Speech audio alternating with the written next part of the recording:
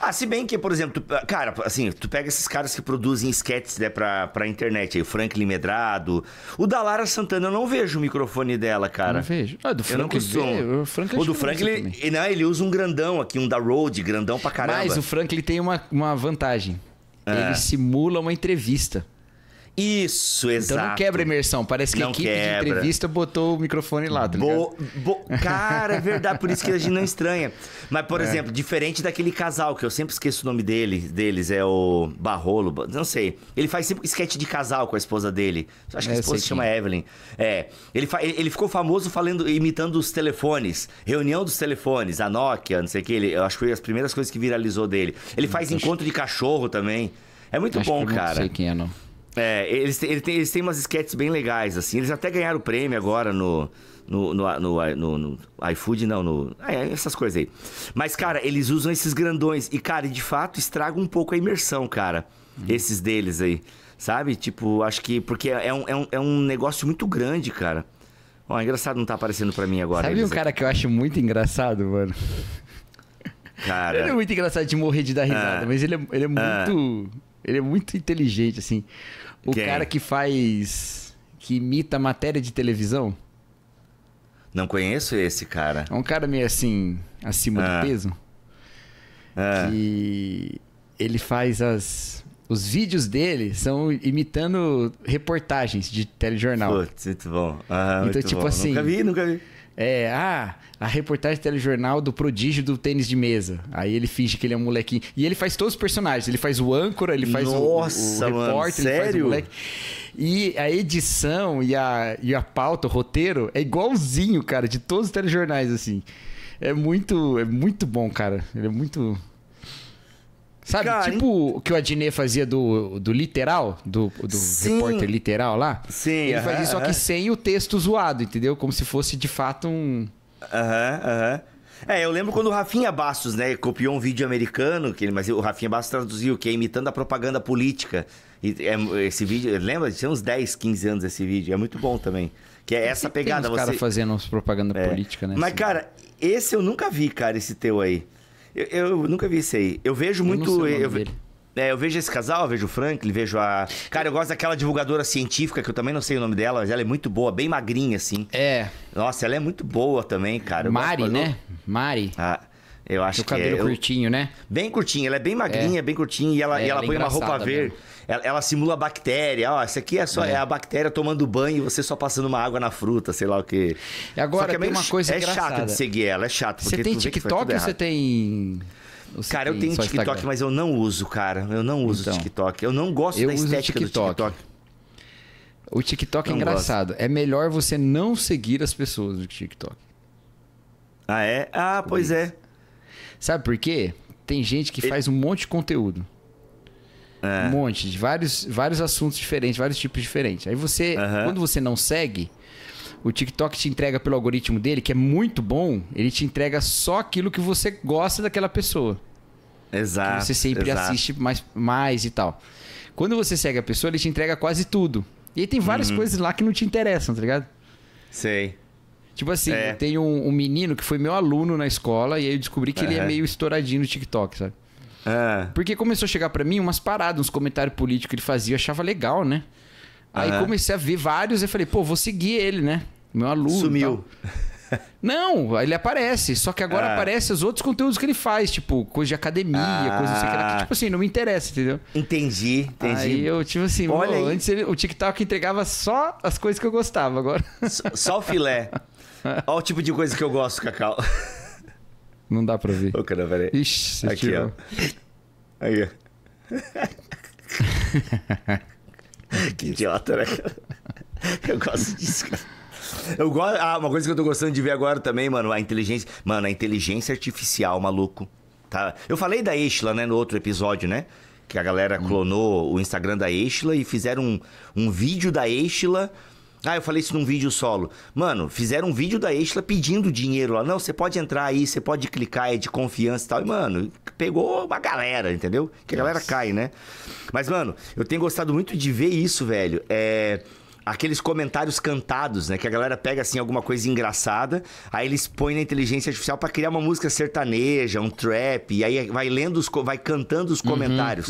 Mano, eu choro de rir, cara. Eu choro de rir. Mas não achei. Eu queria ver se o... aí pra você já? Cara, o tamanho dele é minúsculo, né, mano? É real mesmo, o tamanho dele é daquele tamanho mesmo? Ele minúsculo? É pequenininho. Mas o que é o vídeo, né, cara? O vídeo faz ele parecer assustador. E, na verdade, o Procurando Nemo também, né? Fez a gente achar que ele era grande, né, Van? Procurando Nemo enganou a gente. Mas talvez eles sejam grandes lá no fundo. Só esse pequenininho foi que subiu pra superfície. Ah, cara, pode ser, hein? Ficou a dúvida aí, ficou a dúvida aí. Biólogos, por favor, estou zoando. Por favor. Mas cara, aí é muito legal. Até acho que o Pedro Pamplona fez um texto um pouco sobre isso, né? Como a internet às vezes engana e a gente maximiza as coisas, ou até... Eu não li o texto completo, porque eu sou desse, eu leio só até a metade. Não apareceu pra mim. Ele fez, inclusive foi o texto que mais bombou dele aí. Ele até disse que alcançou milhões de pessoas com esse texto e tal. Porque é isso, assim, a internet... Eu não fui uma delas aí, ó. Aí o Instagram. Cadê o algoritmo? O algoritmo.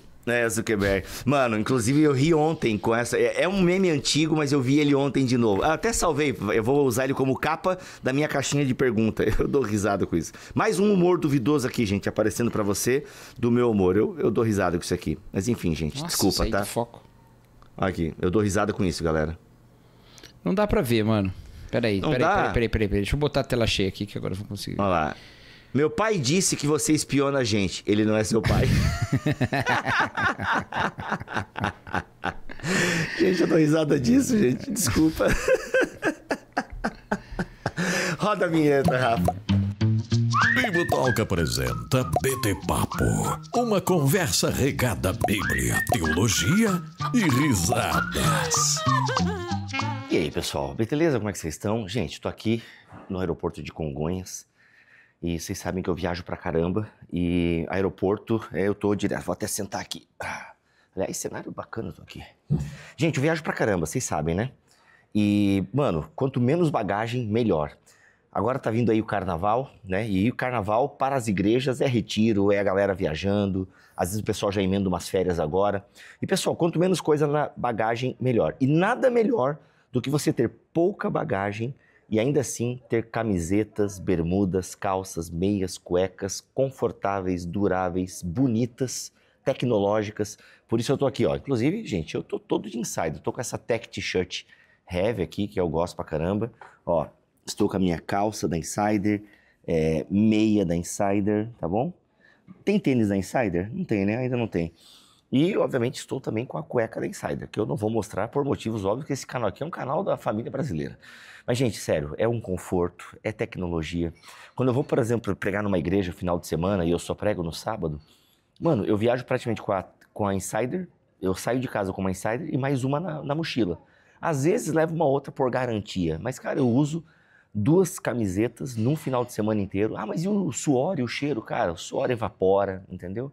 Tem regulação térmica, o suor, ele evapora mais rápido do seu corpo. O tecido, né, por ser tecnológico, tem uma ação antibacteriana, então não prolifera, né, o mau cheiro. Cara, é sensacional, entendeu? Esse dia eu tava lá comendo, derrubei um pouquinho de ketchup ou o molho do hambúrguer. Cara, pega um paninho ali, ó, tipo, já limpa, tá limpa a camiseta, praticidade, velho, praticidade. A calça super confortável, a bermuda super confortável. E, velho, tá calor, hein? Tá calor, uma onda de calor aí. Então você tem que ter uma camiseta que te acompanhe, que te dê estilo, que te dê beleza, mobilidade, praticidade, suporte o calor junto com você, te ajude, né, a não ficar cozinhando dentro da própria camiseta. Pode usar preto tranquilamente. Então assim, gente, olha só, aproveite. O cupom tem um QR Code aqui do lado, ou aplica o nosso cupom Bibotalk. Lembrando que se você clicar no link que está aqui na descrição desse vídeo e no primeiro comentário fixado, já vai com o cupom Bibotalk aplicado e você vai ter 12% de desconto agora em fevereiro. Tá bom? E é claro, quando você compra a sua Insider pelo nosso link, usando o nosso cupom, você ajuda esse canal aqui a fazer aquela moral com o patrocinador. E, gente, sério, eu não faria propaganda se não fosse algo bom. Então confie em mim. Aproveite a Insider para suas viagens. Você vai me agradecer depois, tô falando sério. Muito bem, muito bem, muito bem. Começa mais um BT Papo de número, eu não sei. Põe na tela, editor. Mas com certeza é a idade de Cristo. É 72, não é agora? É 72? Não, a gente já fez 72. Teve um ao vivo, a gente não conta os ao vivo. Não eu vou ver aqui agora. Toda vez você faz esse disclaimer. Eu sempre 72, faço, mano. O último foi 71. É o 72. Que, aliás, muito bom, hein? Porque Deus endureceu o coração de Faraó. Tá lá. Você tem que ouvir os outros PT Papos, os outros PT Casts. Esse é o de número 72, a idade de Cristo. E, senhor Cacau Marques, hoje vamos responder a pergunta. Põe na tela, DJ. Como viver a fé na esfera pública? Como viver a fé cristã na esfera pública? É a fé. No caso, o recorte nosso aqui é a fé cristã e não as outras fezes, ok? É a fé cristã. Como viver a fé cristã na esfera pública? É essa pergunta que nós temos na mesa para pensarmos hoje, senhor Cacau. Porque já quero problematizar, Cacau. Isso aqui não é uma pesquisa de mestrado nem de doutorado, onde nós problematizamos para poder responder, mas quero já problematizar o seguinte. Porque quando eu penso, com base naquilo que eu ando vendo, em manifestar a fé na esfera pública, na hora, a primeira coisa que vem na minha cabeça, e eu imagino que na maioria da cabeça das pessoas que já ouviram esse tema... Na maioria da cabeça? 2 cabeças de cada pessoa que tem 3 cabeças. Exato. Vamos parar por aí que a quinta série pode tomar conta e não é legal. E esse programa é da família brasileira, tá? Então o que acontece? A primeira coisa que vem na mente, na nossa mente, vamos desmaterializar, vamos levar para a mente. Eu tô zoando, tá? Você falou certo o português, viu? Eu que eu falei certo? Interpretação falou. Na maioria das cabeças das pessoas. Olha aí, ó. Poxa, eu não confio no meu ficou português. Ficou engraçado, ficou parecendo que as pessoas têm tipo 5 cabeças e pelo menos 3 elas estão pensando nisso, tá ligado? Mas você tá certo, você não tá errado, não. Mano. Cara, gêmeos siameses. Ai, meu Deus. Se um se converte, como é que fica o arrebatamento, né, mano? Tipo... Mas a gente... O mais engraçado é o Bibo levantar perguntas de doutrinas nas quais ele não acredita. Tipo... Do arrebatamento? Na parousia. A salvação de um gêmeo, de gêmeos siameses, grudados ali, cabeça diferente, coração diferente. Ou seja, são duas mentes no mesmo corpo. Primeiro, que eu não sei se esse termo tá correto. Eu acho que não tá mais, tá? Acho que não se fala mais gêmeos siameses. Desculpa, foi mal, galera. Não quero ofender ninguém. Eu não sei, mas eu acho que não fala mais. Tá, enfim, pessoas que são... Como é que fala, então? Elas são... Isso, que sei lá. Elas nasceram grudadas e tal. E elas possuem uma perna, um estômago. Acontece normal. Aí Deus separa, então. Pra você, uma pessoa que morreu e foi cremada, ela ressuscitar, não tem problema nenhum. Agora... Olha aí. Obrigado, Cacau. Bateu forte a incoerência aqui agora. Nosso corpo é composto de átomos de várias pessoas que morreram, né? E que foram pro solo e, né? Então, assim, tipo... Mano, e a água que a gente bebe é a mesma que os dinossauros beberam. Olha a mesma água que Deus criou, mano. Olha aí. Não, o pior é que você não sabe. A água que a gente bebe é a mesma que os dinossauros mijaram.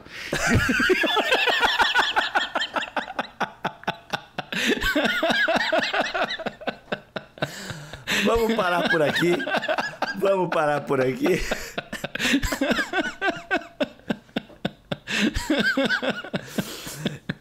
Eu ia beber uma água agora, enfim, eu não sei se o filtro dá conta, mas vamos lá, porque, pô, aí xixi de dinossauro é mais potente, né? Nem o filtros Europa dá conta. Mas vamos lá, voltando aqui. Galera, é o seguinte, quando, né, o que vem na sua cabeça quando você ouve falar sobre demonstrar a fé publicamente?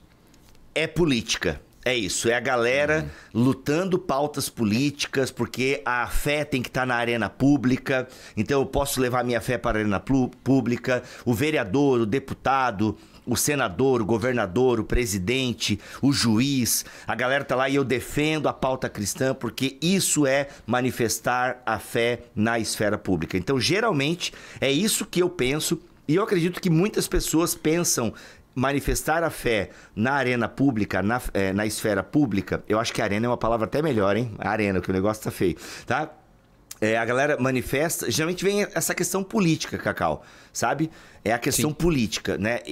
O meu eu cristão, a minha fé, as minhas crenças e por aí vai. Geralmente é isso que eu penso. Mas é isso? Essa pergunta caminha para essa direção ou é um pouco maior, um pouco mais amplo?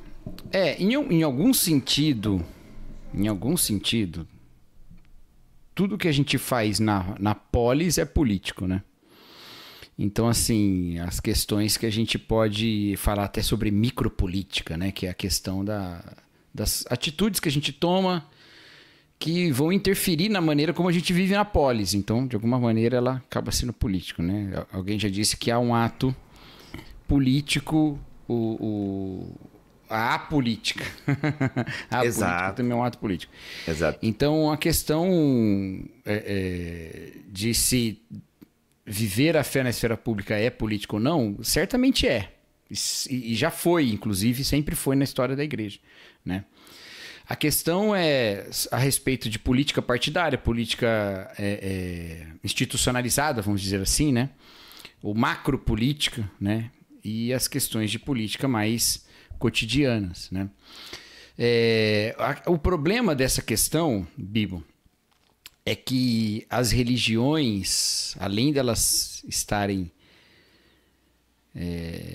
vamos dizer assim, mais diversificadas, não estarem contidas num espaço territorial, como já foi no passado, né? Estarem espalhadas pelo mundo inteiro, e todas elas terem uma proposta para a vida em sociedade, muitas delas tentam trazer para si certos privilégios, né? Que são privilégios que acabam sendo excludentes para os possíveis privilégios das outras, né? E os cristãos no Brasil, já que é a maior religião do Brasil, sempre foi, né? Pelo menos a partir da colonização, os cristãos acabam sempre levantando esse medo e essa lebre, né? Pô, mas os cristãos vão, né? Fazer uma ditadura cristã aqui, como já tivemos o cristianismo com religião oficial do Brasil, desde a República não temos mais, e agora parece que um outro tipo de cristianismo, o cristianismo evangélico, tenta fazer esse tipo de coisa. Existe esse medo ou esse tipo de às vezes, receio. De crítica. De crítica de quem teme que isso vá acontecer. E tem um anseio também, né? Tem um anseio do lado de quem está propondo isso. Mas quando a gente vai... Então, quando a gente une essas duas coisas, que nem eu vou viver minha fé, ela não está confinada aos espaços privados, ela move minha vida em público, então ela de alguma maneira vai afetar o público. E do outro lado puxa, mas todo mundo faz isso a partir da sua própria fé? A pergunta que fica é como nós cristãos podemos ser pessoas que promovem mais justiça, promovem uma vida melhor, promovem, na verdade, o bem comum e não só os privilégios para o seu campo, né? Infelizmente, a gente não tem com tanta frequência ensinado a pensar a fé publicamente dessa forma. A gente tem sempre partido da ideia de uma guerra cultural, de uma guerra religiosa, de uma guerra em que, nossa, estão restringindo as nossas liberdades. Então vamos restringir a liberdade dos outros antes que as nossas sejam restritas. Essa disputa de espaço que não é bem o tipo de virtude que a Bíblia nos ensina a ter, entendeu? Então, essa ideia de uma fé publicamente demonstrada, ela vem dessa... Eu vou até botar aqui a capinha para fazer um jabá aqui do livro. Ela vem desse livro aqui, ó, do Miroslav Nossa, Volf. Livraço, cara, livraço. Uma fé pública, né? Um livro muito legal, muito tranquilo de ler, né? Uma fé pública, como o cristão pode contribuir para o bem comum. E nesse livro, ele traz uma coisa muito interessante. Ele partindo de um texto bíblico, que é Jesus Cristo falando lá no Evangelho de Mateus, né? Jesus Cristo falando, olha, tudo o que quereis que os homens nos façam, fazei vós a eles primeiro, né? E ele fala, esse tipo de princípio de Jesus faz com que nós cristãos busquemos os mesmos tipos de liberdade para todos que nós ansiamos para nós mesmos. Entendeu? Então, dessa forma, o cristão é o primeiro interessado em garantir uma liberdade religiosa. Para começar por esse assunto, né? Porque não é o único assunto. Mas ele é o primeiro interessado. E quando a gente parte da liberdade religiosa, a gente automaticamente precisa chegar na liberdade de expressão, né? Nas liberdades de debate público, que vão levar até hoje, do que a gente já conhece de história política, vão levar até hoje a um tipo de regime que é mais democrático. Exato. Ou seja, a ideia é que não é que a Bíblia ensina a gente a ser democrático, não é isso, né? A ideia é que nós cristãos podemos ser uma força positiva na democracia e não o contrário, como geralmente é. Bom, a gente viu recentemente, alguns anos atrás, um pastor muito famoso e muito influente no Brasil, ele é um pastor americano, falando que ele é contra a liberdade religiosa, porque ser a favor da liberdade religiosa é ser a favor das pessoas irem para o inferno. E isso é errado. É errado do ponto de vista teológico, porque nunca a ideia de uma restrição, né, esteve dentro da Bíblia. Para começar, Deus plantou a árvore do conhecimento do bem e do mal no paraíso, né? Então já começa daí. Então a ideia de que não tem outra opção religiosa, só tem essa, isso vai salvar mais pessoas, é mentira, né? Mentira. Até porque dentro da religião cristã você pode só ter ela e você viver só de hipocrisia, e aí você está condenado para o inferno mesmo, se é aqueles que Jesus vai falar nunca conheci. E outra, que com isso você estimula o cristianismo a ser inimigo da democracia e inimigo, muitas vezes, do bem comum, né? Não, e aquela coisa também, Cacau, um parênteses.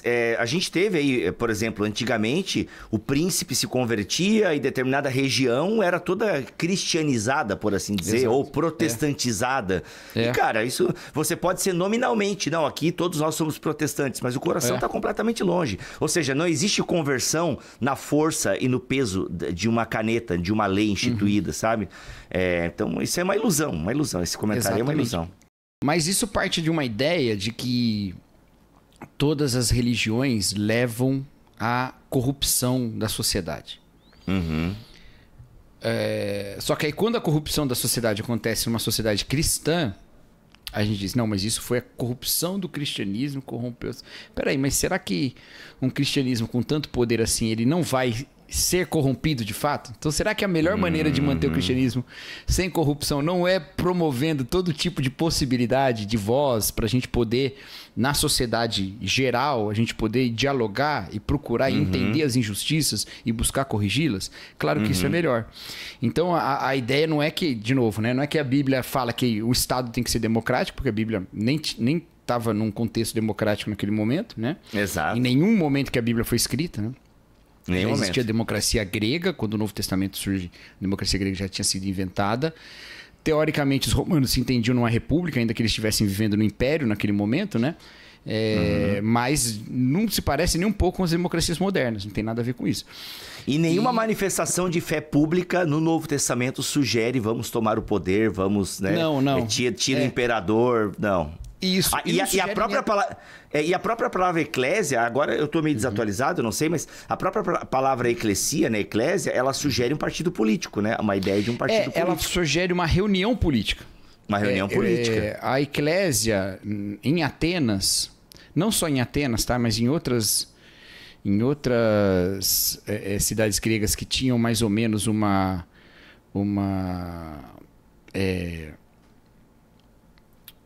usavam o modelo ateniense como modelo, elas tinham essas assembleias de cidadãos, né?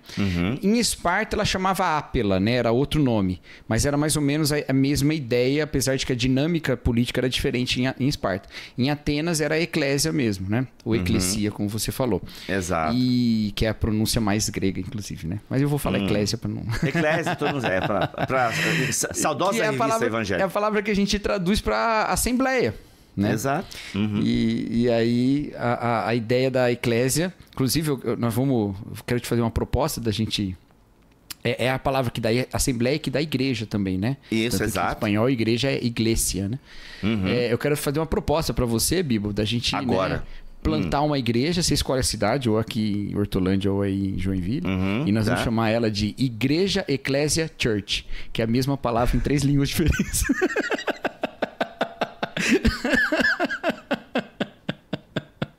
Mas Cara, sensacional.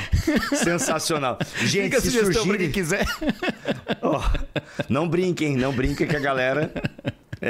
Não, mas voltando. Ela era essa reunião de cidadãos, né? E essa reunião de cidadãos para votar temas e tal. E era só quem tinha cidadania que participava e tal. Ela mudou no decorrer do tempo, de acordo com o legislador lá e tal, mas aí é uma outra história. E agora, no momento em que ela é trazida no Novo Testamento, esse tipo de formação política já tinha ficado para trás, tá? Ele já não era vigente, porque agora você está no Império Romano, né? Sim, então, sim. eu já... Na verdade, sendo bem sincero, eu já não sei... Aí eu já não sei. Do lado oriental do Império Romano, que era onde se falava grego, eu já não sei como eram as organizações locais políticas. Porque mudava muito. As cidades tinham status diferentes dentro do Império, né? Os próprios governadores de província, eles tinham... posições diferentes, eles organizavam de maneira diferente, era uma bagunça. Não é igual aos nossos estados hoje, que todo mundo mais ou menos tem o governador, a Assembleia Legislativa, o Tribunal de Justiça. Lá não era dessa maneira. Então eu não sei. Mas voltando, a ideia é o seguinte, você não tem no Novo Testamento a igreja, ainda que ela até pudesse usar um nome que levantasse essa ideia política e tal, mas, cara, você não tem tomada de poder, influência não tem. Por meio do poder, não. Você então, e não tem uma proposta de democracia também, a gente tem que deixar isso claro. Contudo, o que eu penso propor, e que o Thiago, meu amigo lá que grava Fé Pública comigo, a gente tenta propor, é a ideia do cristianismo ser uma força positiva dentro desses debates democráticos, entendeu? E não uma força de perverter esse regime que a gente só conquistou com bastante luta na nossa história, né? Para tentar trazer para nós algum tipo de benefício que não seja o bem comum, entendeu? Então, puxa, dentro desses caminhos que são muito mais justos do que uma monarquia absolutista, né? Ou muito mais justos do que um totalitarismo, como foi, por exemplo, o totalitarismo soviético, outra coisa. Dentro de um regime como esse, que tem uma possibilidade de justiça e de direitos humanos, por exemplo, bem maior, como que a gente pode aproveitar esse ponto para contribuir para o bem? Entendeu? E isso é uma coisa que eu acredito, e aí o Thiago teve uma interpretação que eu achei muito bonita. Ele falou do Smith, né? Que o James Smith fala da igreja como uma... Como é que chama? Uma incubadora de virtudes, né? Exato. E aí o Thiago falou, mas ela também é uma incubadora de virtudes democráticas. Né? Como respeito pela voz do outro, como a dignidade humana sendo tomada como uma característica intrínseca e não como uma conquista, né? Ou coisa do tipo, né? Não, o ser humano é ser humano, imagem de Deus e tal.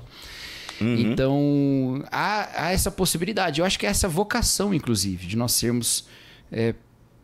contribuirmos positivamente para o bem comum, ao invés de simplesmente pensarmos que nós estamos o tempo todo em guerra na sociedade, tentando conquistar campos do inimigo, quando o inimigo é o nosso concidadão, o nosso vizinho. Ele não é inimigo, né? Então é por aí, mais ou menos, a ideia. Muito bom, muito bom.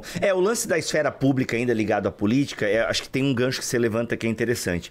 Às vezes até as pessoas que fazem esses debates na arena pública e na arena política, na intenção deles, muitas vezes é isso. Não, cara, eu tô lutando por isso porque eu creio que essa é a melhor versão para a humanidade, né? Para a sociedade, que é o jeito que o cristianismo interpreta a vida e aplica a vida. Onde eu quero chegar com esse meu ponto que eu tô levantando? É que às vezes a intenção até do determinado político, vereador... e seja lá quem... é até... Beleza, você tem até uma intenção boa, mas às vezes eu penso que a forma com que eles fazem essa apologética da fé cristã é um caminho errado também, sabe? E a forma com que se... Tá entendendo onde eu quero chegar mais ou menos, Cacau? Não sei se eu tô ficando claro, assim. Porque quando uma pessoa tenta... tornar o Sermão da Montanha uma lei, por exemplo. Não, vamos obrigar as escolas a lerem a Bíblia, né? Como já teve aqui em Florianópolis e tal. A intenção dessa pessoa é boa, porque, poxa, mano, é bom ler a Bíblia. Mas, cara, tornar lei, entende? Ou quando você... E o contrário também acontece, né? Por exemplo, quando vem lá um projeto político para se impedir de fazer grupos de oração no intervalo das escolas, por exemplo. Também acho equivocado. Na minha opinião, não sei o que tu pensa sobre isso, o cristão tinha que ser o primeiro, não. Olha, que o cara da Umbanda possa fazer intervalo religioso se ele quiser, o grupo religioso da Umbanda, entendeu? A galera do voodoo, entendeu? A galera dos evangélicos, a galera do skate. Olha, se não atrapalhar a ordem, né? Se não ferir a moral de ninguém, não prejudicar a vida de ninguém, não impor, né? Não se criar uma seita, um negócio que vai, sei lá, fazer as pessoas... danificarem o bem comum, prejudicarem, né, a vida comum, mano, faz a reunião de vocês, entende? Então, é complicado, cara, é muito complicado pra mim essa manifestação da fé na arena política e tal, porque parece que a galera não acerta a mão, sabe? Não acerta a mão, entende? No fundo é como se os evangélicos estivessem só buscando o poder, sabe? E não a manifestação do reino, entende? E virou, na verdade, uma marca, né, de identidade política, assim, porque, gente... Boa, verdade. Política é bom, a democracia é muito boa no sentido de que ela permite as expressões, especialmente das injustiças sofridas por todos os grupos que sofrem, né? Então, se ele tem voz, a gente pode tomar conhecimento a partir dos termos da própria vítima e, portanto, buscar justiça. Então, ela é muito boa nesse sentido. Mas ela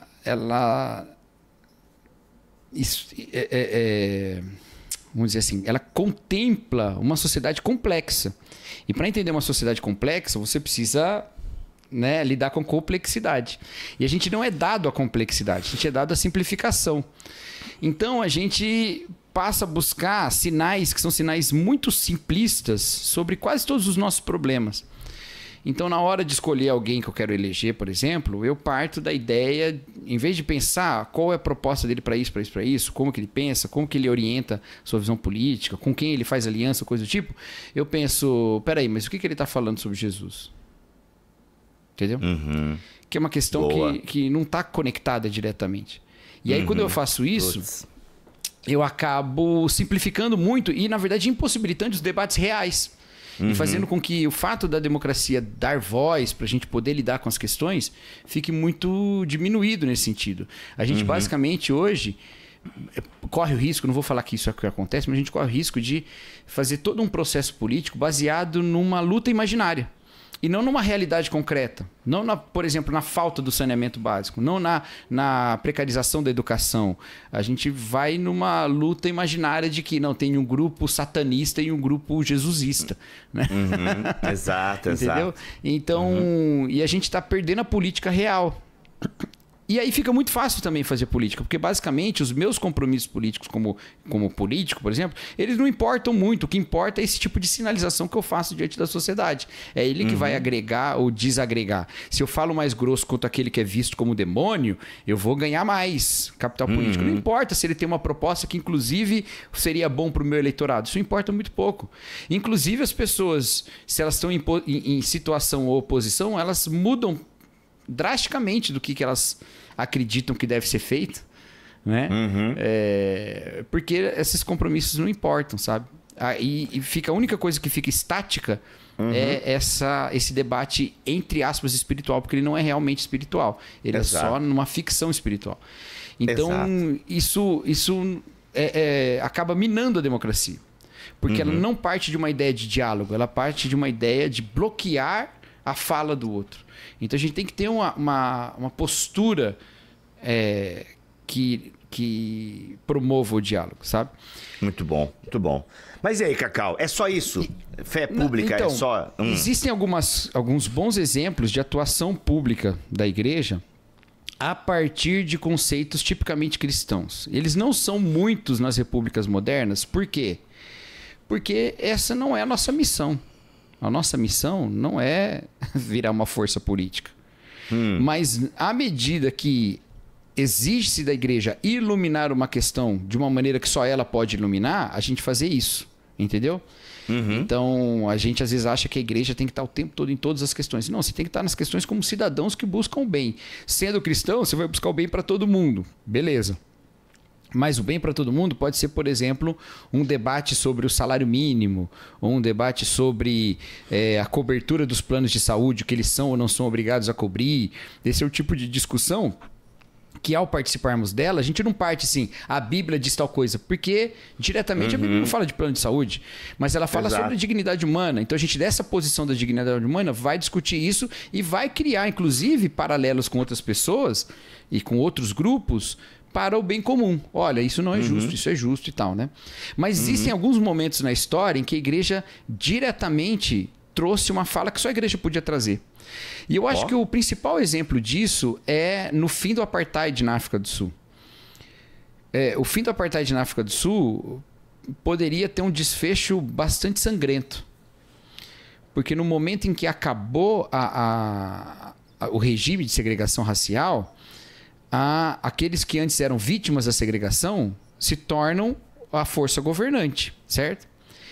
E considerando outros históricos que existem em vários outros lugares de disputas raciais profundas, esse tipo de novo governo poderia ser um governo de vingança, certo? Não, agora é a hora da gente arrebentar. E, obviamente, isso não era o melhor para a paz pública. E muitos já diziam que não era o melhor. Mas quem poderia dar valores para isso? Então, um dos que vai fazer isso é o bispo Desmond Tutu, né? Que vai falar sobre um regime de perdão. Estabelece lá uma comissão da verdade que tem a ideia de reconciliação. E ele vai dizer, olha, não dá para ter reconciliação se não tiver justiça e se não tiver verdade. Então tem que ter verdade e reconciliação. Então, a África do Sul, ao invés de entrar num banho de sangue, ela caminha para uma possibilidade de algum tipo de justiça e paz racial, que obviamente é só o começo, né? A ideia é que tem muito mais campo, inclusive ainda tem muito mais campo para se desenvolver. Mas essa possibilidade veio e houve uma intervenção tipicamente cristã naquele momento, de dizer, olha, é assim, né? De novo, eu não acho que seja o tempo todo que isso acontece, tá? Que essas oportunidades se apresentam, mas elas se apresentam muitas vezes. Elas se apresentam muitas vezes, não, elas se apresentam às vezes. E a gente tem que estar preparado para isso. Mas a gente nunca vai estar preparado para isso se a nossa visão sempre for a da disputa, sempre for a do arranca-rabo, sempre for a de disputar o campo e não simplesmente chamar para o diálogo e conversar e entender a proposta dos outros, né? Então, se não for dessa maneira, a gente não vai poder... A gente nunca vai ser uma força positiva na sociedade. E aí é o seguinte, gente. A gente vai estimular... A gente pode estimular o rebote depois, né? Porque ninguém fica no poder para sempre. E depois tem o rebote. Né? Tá, tu quer dizer o seguinte, que às vezes com essa nossa postura bélica, muitas vezes, é aquele lance, né? A gente tá agora atacando e a gente tá com força. Então a gente tem a força, então a gente fala, a gente impõe, a gente, né, as bravatas e tal. Só que vai chegar uma hora que essa roda gira e aí agora a gente gera o rebote e isso aí o contra-ataque. É pesquisa, né? Tem aquele texto maravilhoso da Christianity Today, uma pesquisa com mais de 100 países, do que acontece quando a igreja tem uma relação de benefício próprio com o governo. O que acontece em seguida? Em seguida acontece uma queda. A secularização. A secularização, a queda dela na opinião pública, a diminuição das conversões, tudo isso acontece logo em seguida, tá? E aí, a gente abriu mão da nossa missão para batalhar uma outra batalha. Que eu já vi gente falando isso. Não, claro que pregar Jesus é importante, mas eu quero agora lutar pela política para poder continuar pregando Jesus. Assim, não podia pregar Jesus no tempo do apóstolo Paulo, em vários lugares que ele foi, e ele não ficou perdendo tempo tentando mudar a política para pregar. Ele foi e pregou, entendeu? O poder para pregar Jesus é pregar Jesus, não é outra coisa, entendeu? Então, não é essa a questão. Qual que é o nosso... Leiam Atos 4, gente. Leiam Atos 4 nessa perspectiva aí. Vai lá, leiam Atos 4. Exatamente. Inclusive, eu preguei Atos 4 na igreja ontem, mas não esse trecho, outro trecho. Olha. É um capítulo grande pra caramba. Então, tem essa questão, tá? Não tem essa... A gente abre mão da missão. Não, vamos abrir mão da nossa missão aqui só por 1 ano, 4 anos, para depois a gente poder dedicar totalmente. Não, você vai corromper todo um discipulado da igreja, vai gerar uma geração de gente que não vai buscar dessa maneira. Quando, na verdade, a gente deveria discipular a igreja para, na esfera pública, ter uma postura positiva. Positiva para a justiça e para o bem de todos, sabe? Então, não para o bem dos evangélicos, galera. Não para o bem dos evangélicos, de maneira nenhuma. Isso é muito sério. E no bem de todos será dos evangélicos também, porque os evangélicos fazem parte do todo, né? Exatamente. É a questão lá de Jeremias, né? Orai pela paz da cidade, porque da paz da cidade depende a sua paz, né? E ali, no caso, lá no caso eram opressores, no caso lá eram inimigos, eram os babilônicos, né? Aqui não, aqui é o nosso país, aqui a gente tá todo mundo desfrutando das mesmas coisas, aqui a gente tem cidadania, aqui a gente não é escravo aqui, né? Exatamente. Lá eles eram, e Jeremias fala, ora, Deus fala através de Jeremias, né? Ora pela paz da cidade, porque sem a paz dessa cidade vocês não terão paz.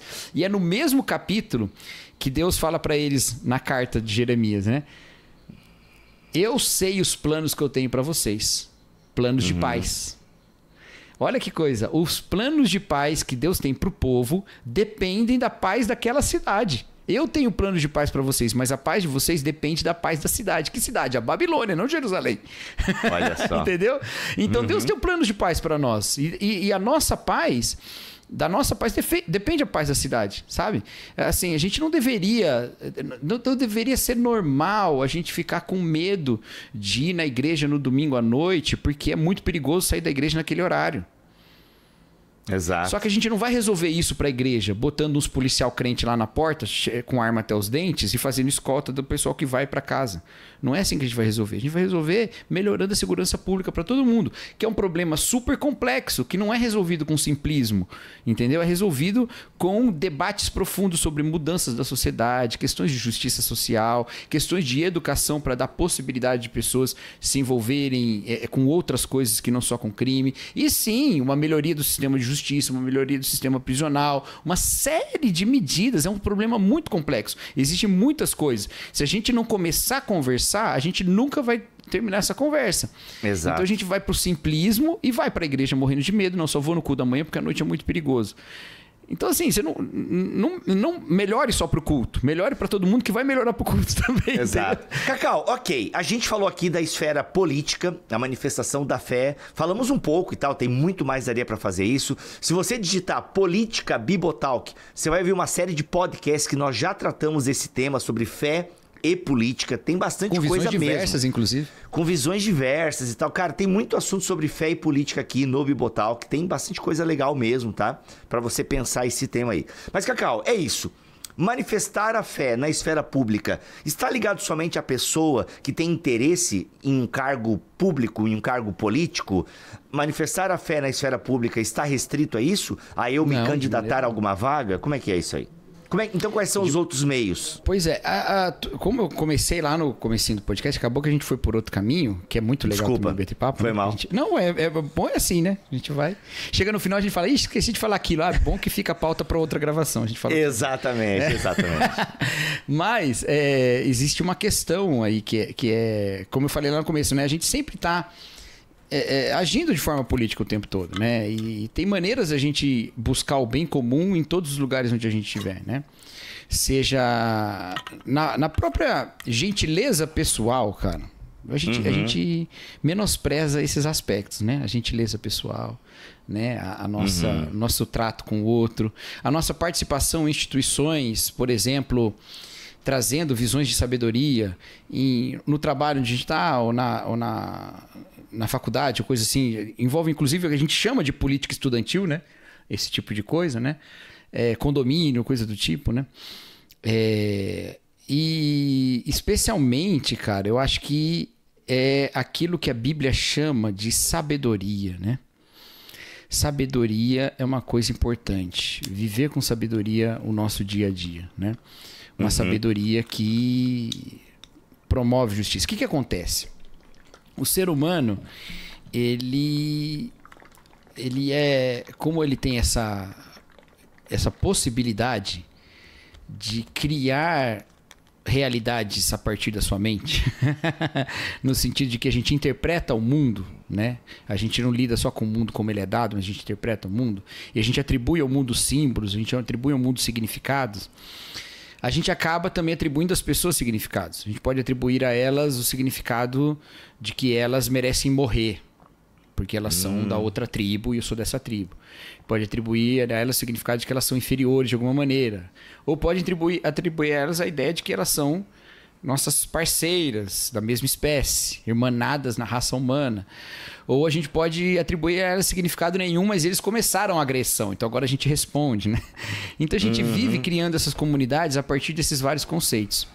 A Bíblia nos ensina a pensar a comunidade humana a partir do conceito da redenção em Jesus, que Jesus Cristo é aquele que vem ao mundo porque Deus amou o mundo, certo?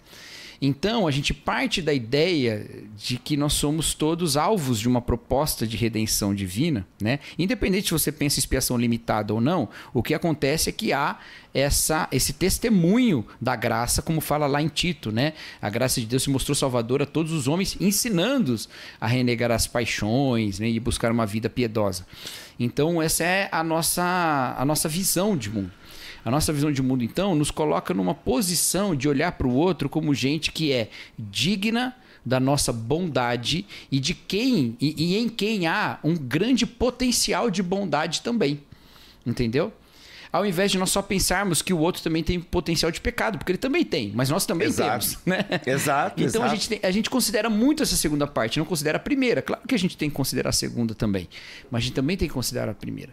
Um dos teólogos e filósofos cristãos mais importantes do século XX, especialmente no campo da política, que é o Reinhold Niebuhr, ele falava isso, né? Que o ser humano ele tem essa marca de Deus, porque ele é imagem de Deus, então toda a humanidade tem isso, mas também toda a humanidade é pecadora, então ela também tem esse potencial da maldade, né? Então, se a gente parte dessa visão de que nós somos alguém que testemunha da redenção e testemunha para todos os seres humanos que eles têm essa imagem de Deus e essa possibilidade de viver essa redenção e reconciliação com Deus, a gente não olha o outro como inimigo, a gente olha o outro como alguém que tá para receber a bondade divina, porque Deus está oferecendo. E ele carece dela como nós também carecemos. Então isso muda a nossa maneira de lidar. Claro que a gente vai se portar e se postar contra a injustiça. Mas a gente vai partir também de uma visão de que a gente tem ali imagem de Deus com quem a gente tem que lidar, entendeu? E isso aí vai reger tudo. Vai reger sim a maneira de eu pensar macropolítica, mas vai reger também a maneira de eu lidar com o meu vizinho, de eu lidar com o meu companheiro de trabalho, todas essas outras esferas. A visão de como eu produzo e participo da cultura. O nosso podcast aqui sobre cultura pop, junto com o Bruno Maroni, ele falou isso, né? Que a questão ou a gente falou, não me lembro agora, que a questão de lidar com a cultura pop é de lidar porque a gente ama os seres humanos e cultura é parte do que os seres humanos produzem. Então a gente produz como humanos que querem produzir cultura, mas também consome como seres humanos que amam uma humanidade que Deus ama, né? O que a gente posta na internet, a gente parte da ideia de que a gente ama a humanidade, não de que a gente odeia a humanidade. Ao invés da misantropia, que é o ódio pelo ser humano, a gente tem a filantropia, que é o amor pelo ser humano. Então essa é uma postura que a gente deveria ter em relação a todas as esferas da nossa vida. Eu acho que a Bíblia nos leva a isso, e isso vai muito além da política partidária, ela vai para a nossa vida mesmo e para essa micropolítica também. Já pensou se a gente levasse a sério quando Jesus fala que bem-aventurados, e isso ele fala para os seus discípulos, os pacificadores, hein, Cacau? Pois é. Ou seja, mano, né, se a gente levasse a sério assim o que Jesus fala... Porque, velho, eu penso que essa teologia da concórdia, né? Essa teologia... Isso tem muito a ver com a esfera pública. Como promotores da paz, sabe? Como promotores da paz e não da discórdia. Gente, eu sei. Eu não vivo numa bolha colorida, sabe? Tipo, eu sei que às vezes... E aí a gente volta de novo pra arena pública e tal. Ou isso pode acontecer também no seu trabalho, muitas vezes, né? Às vezes você tem que, talvez...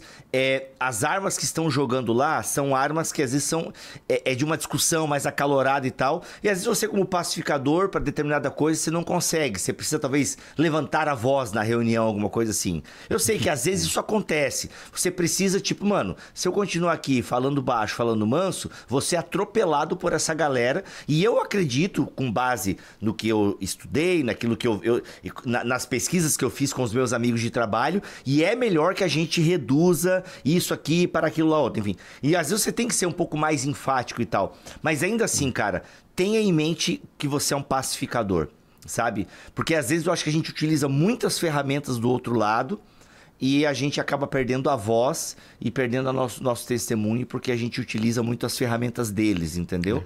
Mas é claro, eu sei, eu não vivo no mundo colorido. Às vezes a gente tem que levantar a voz, mas, sabe?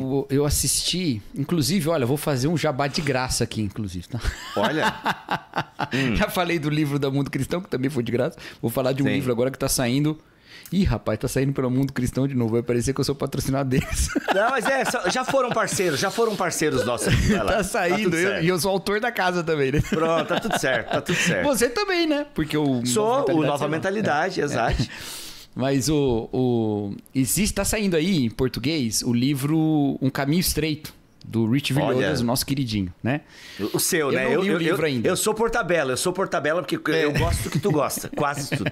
Eu não li o livro ainda. Até do Corinthians eu tô gostando. Aí, ó. Meus amigos corintianos são... Cara, meus amigos corintianos são muito massa, mano. O Digo, velho, olha lá, velho, mano. Enfim. O que eu ia falar? Eu não li o livro ainda, mas o Rich Villodas está pregando uma série. Esse O Caminho Estreito é sobre o Sermão do Monte, né? E o Rich Villodas está pregando no Sermão do Monte na igreja dele. Acho que, né, ou pregou, não sei, a partir do lançamento do livro, que o livro já foi lançado tem um tempo, não está sendo lançado agora. Só no Brasil que está sendo lançado agora. E a terceira mensagem, acho que dessa série, ou a segunda, ele fala sobre as bem-aventuranças, né? Que é o começo do Sermão do Monte. E ele fala sobre esse mandamento. E ele fala uma coisa muito interessante. Ele fala, é mais fácil ser... Eu traduzi assim, daqui a pouco eu falo como ele falou em inglês. Ele falou, é mais fácil ser pacífico do que pacificador. Mas, em inglês, ele fala assim, é mais fácil ser um peacekeeper do que um peacemaker. É mais fácil ser alguém que mantém a paz do que alguém que faz a paz, né? Então, por quê? Porque ele diz, ser pacífico muitas vezes é não discutir, não entrar em nenhuma situação, porque eu prefiro não ter discussão. Ele fala, não, o pacificador é aquele que diz, olha, peraí, isso não está justo, vamos fazer paz. E ele fala que então é buscar essa paz de uma maneira que é uma maneira... obviamente desarmada, né? Sem o conflito, né? Apenas ali só o conflito necessário, né? Então, isso é muito interessante.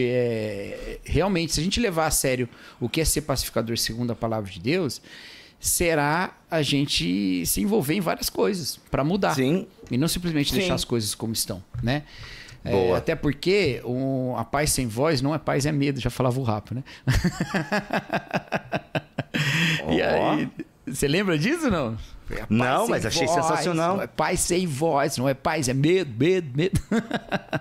Boa, não gostei do ritmo, mas a frase é boa. E não é só essa a questão. Uma paz, veja, tem uma frase típica nas ciências políticas, né? Que é a política é a continuação da guerra por outros meios, né? Então, caramba! A guerra acabou, também, então se faz por que nem vai lá, a guerra da Ucrânia acabar agora, estão falando já que a Ucrânia não vai ter o território todo de volta. Então vai ter paz, não vai ter mais guerra. Mas que paz foi essa? Foi a paz à custa do território ucraniano, entendeu? Então pro ucraniano vai falar, e aí, tá em paz agora, tá uma beleza, né? Não tá beleza? Não, pô, a gente perdeu nosso território, a gente perdeu. Paz significa coisas muito diferentes pra Rússia e pra Ucrânia se a guerra acabar agora, entendeu? Exato. Pra Rússia vai significar vitória, pra Ucrânia vai significar derrota, mas vai ser paz. A paz da Bíblia não é assim. A paz da Bíblia é aquela que vai alcançar a justiça para os injustiçados. Então é uma paz que não descansa, apesar de ser paz, porque ela continua buscando a justiça o tempo todo. Então ela não é simplesmente silêncio, não, ela é ação, né? É uma paz que é ação. E ação contínua, né? Porque o nosso mundo é um mundo de justiça. Enquanto ele não volta, a gente continua sendo peacemakers. Ou não, ou peacekeepers. Peacemakers é mais fácil ser peacemakers. É mais fácil ser peacekeepers, mas a gente tem que ser peacemakers. Ser fazedores da paz. O fazedores da paz ficou ruim, né? Pacificadores mesmo. Pacificadores, exato, peacemakers. É isso aí. Gente, olha, e aí? Fica a dica de leitura mesmo de Uma Fé Pública, do Miroslav Volf. Isso. Cara, eu nunca li o Exclusão e Abraço dele, mano. Que também fala muito bem. Mas mais difícil, tá? Começa por esse. né? Uma fé pública. Ó, o link vai estar aqui na descrição, tá bom? O link vai estar aqui na descrição deste episódio. Também tem um outro livro muito legal, que é aquele... Também da Mundo Cristão, do Dallas Willard. Não, esse é da Thomas Nelson. Ah, tá. Ó, boa também. Parceiraça. Essa é parceiraça. Como é que é o nome lá Não faz sentido ser cristão. É Pra que servem os cristãos? Pra que servem os cristãos? Isso. Pra que servem só um os pouquinho. cristãos? Só um pouquinho. É esse aqui, mano, ó. Pra que servem os cristãos, ó, do Jack Meador. Muito legal. Jake Meador, né? Eu falei errado. Jake Meador. Jake Meador, tá? E o que a gente tava falando agora há pouco é esse aqui também, ó. Que o Cacau mostrou no Kindle. Tá aqui, ó. Uma fé pública, tá? Claro, inclusive, por que esses dois livros estão aqui? Porque no próximo livro que eu vou escrever, continuando a saga O Deus que Destrói Sonhos, que é Que Roupa Usar para o Fim do muito Mundo. Bom. Já é prefácio de Cacau Marx, olha aí, prefácio de Cacau Marx. Você falou o nome errado. Não, então, é que assim, ó, eu vou lançar agora Como Se Tornar um Cristão Inútil. Isso. Aí eu já tô pensando no terceiro. Você leu esse. Terceiro. Aí no terceiro é Que Roupa Usar para o Fim do Mundo. Que inclusive título esse inspirado no seu livro que está na sua cabeça, que é Procura-se uma Igreja.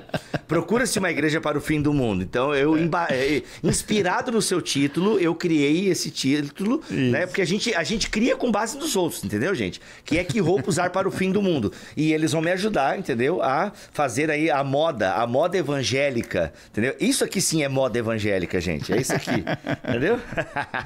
Mas é isso. Obrigado, Cacau. Obrigado a todos vocês. Tamo junto. E Deus nos ajude, gente. Ó, fica a dica de leitura mesmo, hein? Ó. E vai lá ouvir o Fé Pública. A gente fez episódio pra isso, caramba. E a gente esqueceu. Ainda bem que tu não esqueceu. Galera, é o seguinte, ó. Põe na capa, põe na tela aí, ó. O Cacau Marx tem um podcast junto com o Thiago Melo, galera, tá bom? Eles começaram, já tem mais de 5, tem 5 episódios já, não é, Cacau? 5 episódios, tem uma live que virou um episódio também, então são 6. Pronto, ou seja, é um canal no YouTube, tá bom? Porque é um podcast com imagem. O nome é Fé Pública. Tem no Spotify com imagem também, tá? Olha aí, tem no Spotify com imagem também, que eu acho que quase ninguém usa, mas se você quiser usar... Cara, você acredita que a gente tem mais ouvintes no Spotify que no YouTube?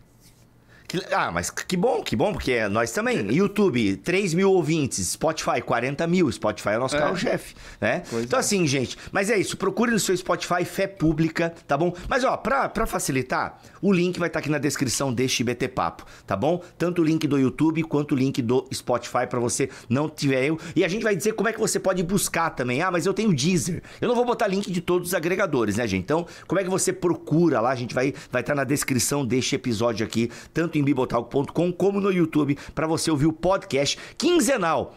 Cacau Marx e Thiago Melo, amigo nosso aqui, amigo do Bibotalk, já participou também de alguns episódios, tá bom? Ó, tá aí, ó, podcast Fé Pública, discutindo esse tema fé na arena pública. Gente, tá muito legal, coisas importantes, ansioso aí pelo... Eu quero que vocês tenham que continuar até 2026. Eu quero ver como vai ser 2026. É isso, gente. Voltamos a semana que vem. Terça-feira tem BT Cash e sexta-feira tem BT Papo. Tamo together. Tchau, tchau. Hoje temos mais aí. O Bibo tem um voo daqui a pouco, gente. Esse homem viaja, né? Esse homem viaja. Alô? Travou? Oi. Travou. Ixi. Será que Oi, fui eu? Tá me ouvindo? Fui eu. Oi. Você tá me ouvindo? Acho que ele não vai esse ano no BTD, Rafa. Tu vai no BTD, Saudade, Rafa? Dia 22 de A março. gente não se encontra, hein? Faz tempo. Tem que marcar um encontro da equipe Bibotal que a gente tem que tentar fazer. Exatamente. BT Camp. BT Camps. Vamos lá então.